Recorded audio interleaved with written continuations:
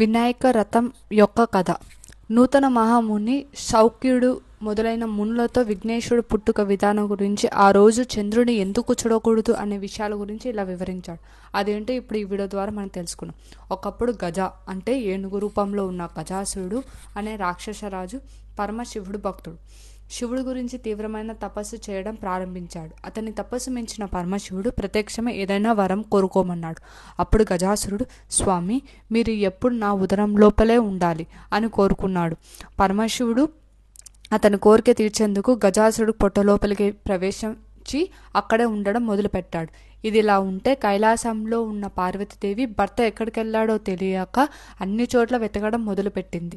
కొంతకాలానికి శివుడు గజాసురుడు పొట్టలో ఉన్నాడని తెలుసుకుంది. కానీ శివుని ఏ విధంగా బయటికి రప్పించాలో తెలియక ఎంతో బాధపడింది. చివరికి విష్ణుమూర్తిని ప్రార్థించింది. తన భర్త విషయం చెప్పింది. ఓ మహానుభావ, పూర్వము భస్మాసురుని బారి నుంచి నా భర్తను కాపాడి నాకు ఇచ్చావు కదా, ఇప్పుడు కూడా ఏదో ఒక ఉపాయం ఆలోచించి అని కన్నీళ్లు కార్చింది. విష్ణుమూర్తి పార్వతీదేవిని ఓదార్చి పంపేశాడు. అప్పుడు శ్రీహరి, బ్రహ్మ మొదలైన దేవతలను పిలిపించి గజాసురుడిని చంపేందుకు గంగిరెద్దు ఆడించేవాడిగా వెళ్ళటమే సరైన నిర్ణయమని నిర్ణయించుకొని, అప్పుడు శివుడు వాహనమైన నందిని ఒక గంగిరెద్దు చేసి బ్రహ్మ మొదలైన దేవతలు తలా ఒక వాయిదాలు ఇచ్చి, తను చిరుగంటలు సన్నాయి తీసుకొని గజాసురుడు ఉండే గజాపురం దగ్గరికి వెళ్ళాడు. అక్కడ గజాసురుడు ఎదురుగా చక్కగా నందిని ఆడించాడు. ఆ గంగిరెద్దు ఆటను చూసిన గజాసురుడు ఎంతో ఆనందం పొంది, మీకు ఏం కావాలో కోరుకోమని నేను ఇస్తాను అని చెప్పాడు. అప్పుడు శ్రీహరి, ఇది శివుడి వాహనం నంది, శివుడు వెతికేందుకు వచ్చింది కాబట్టి శివుని ఇవ్వు అని కోరాడు. ఆ మాటను నిద్రపడిన గజాసురుడు గంగిరెద్దును ఆడించేవాడు సాక్షాత్ శ్రీహరే అని తెలుసుకొని తన చావు తప్పదని అర్థం చేసుకున్నాడు. అప్పుడు తన పొట్టలో ఉన్న శివుని ఇలా ప్రార్థించాడు. నా శిరస్సు అందరికీ పూజనీయంగా ఉండాలి, నా చర్మం నువ్వు ధరించాలి అని కోరుకున్నాడు. తర్వాత తను చంపేందుకు శ్రీహరికి అనుమతి ఇచ్చాడు. నంది తన కొమ్ములతో గజాసురుని పొట్టను చీల్చి లోపల నుంచి శివుని బయటికి రప్పించారు.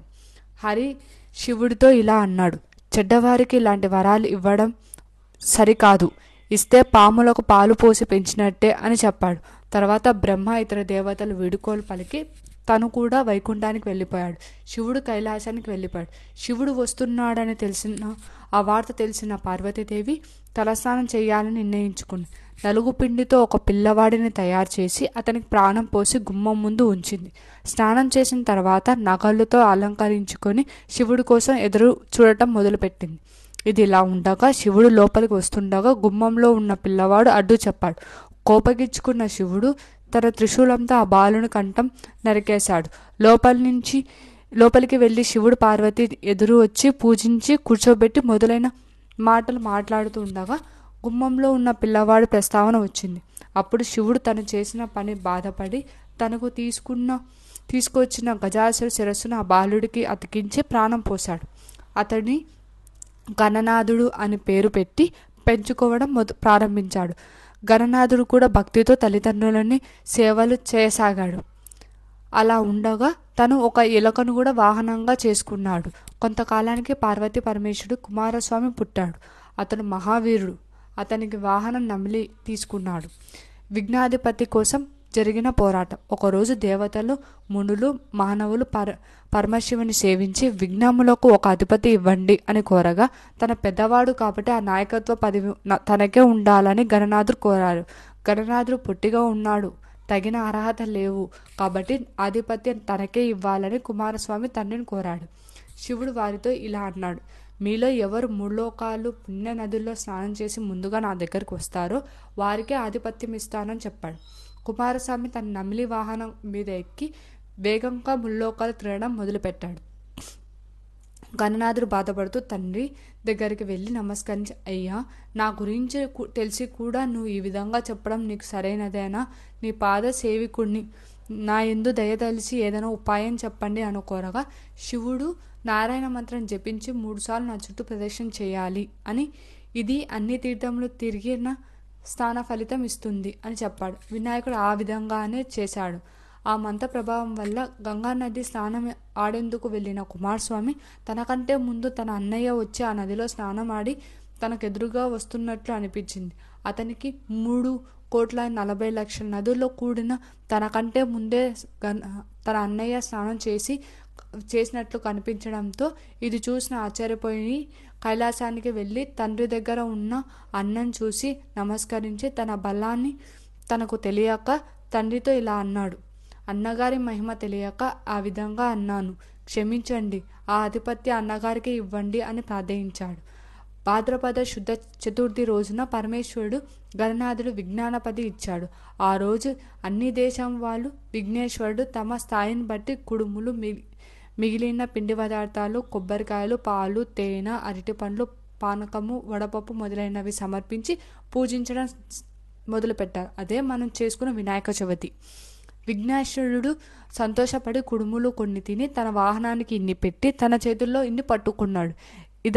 ఇలా ఉండగా సూర్యాస్త సమయం అవ్వడంతో కైలాసానికి వెళ్ళి తన తల్లిదండ్రులు నమస్కారం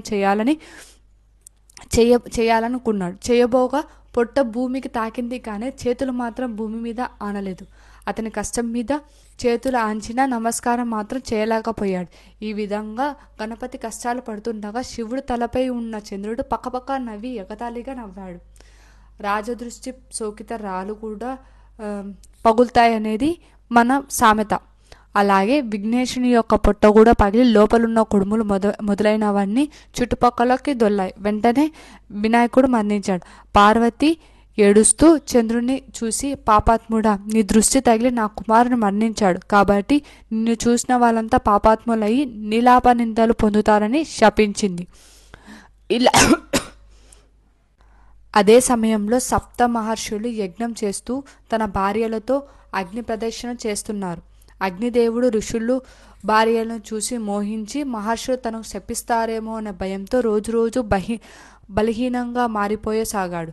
అది గమనించిన అగ్నిదేవుడు భార్య స్వాహాదేవి గ్రహించి అరుంధతి రూపం తప్ప మిగిలిన ఋషులు భార్యలుగా రూపం ధరించి భర్తకు సంతోషం కలిగించింది. ఋషులు తమ భార్య రూపంలో ఉన్న స్వాహాదేవి అని తెలియక భార్యలు అనుకొని భ్రమపడి వారిపై కోపం తెచ్చుకున్నారు.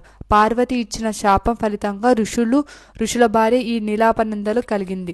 దేవతలు మరియు మునులు, ఋషులు అలాగే ఈ నీలాపనందలు గురి అయి పరమేశ్వరు తెలిపారు.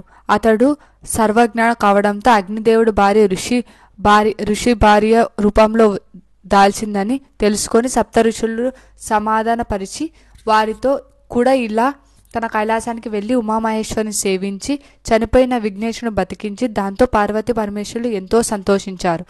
అప్పుడు దేవతలు మిగిలిన వారు, పార్వతి, నువ్వు ఇచ్చిన శాపం వల్ల అన్ని లోకంలో ఉన్న వారికి కీడు జరుగుతుంది కాబట్టి దానిని ఉపసంహరించని ప్రార్థించాడు. వారి ప్రార్థన మేరకు సంతోషించి పార్వతీదేవి సంతోషంలో కుమారు దగ్గరకు తీసుకొని ముద్దాడి, ఏ రోజు వినాయకుడిని చూసి చంద్రుడు నవ్వాడో ఆ ఒక్కరోజు మాత్రమే చంద్రుడు చూడకూడదు అని చెప్పింది. అప్పుడు బ్రహ్మ మొదలైన దేవతలు సంతోషించి తమ నివాసానికి వెళ్ళిపోయారు. భాద్రపద శుద్ధ చతుర్థి రోజున మాత్రమే చంద్రుడు చూడకూడదు జాగ్రత్త తీసుకొని సుఖంగా ఉన్నారు. ఈ విధంగా కొంతకాలం గడిచింది. ఈ వినాయక చవితి మీ కుటుంబాల ఆనందం నింపాలని మనసా కోరుకుంటున్నా. ఈ వినాయక చవితి రోజు ఒక్కరోజు మాత్రం చంద్రుని చూడకండి, మీకు నీలాప నిందలు వస్తాయి.